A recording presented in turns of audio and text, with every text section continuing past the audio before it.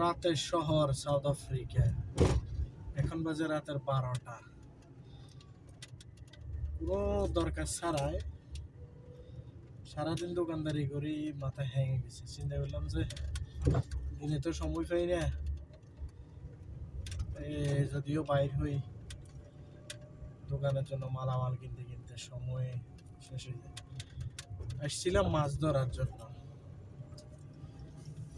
আবহাওয়া একটু ঠান্ডা, তারপরে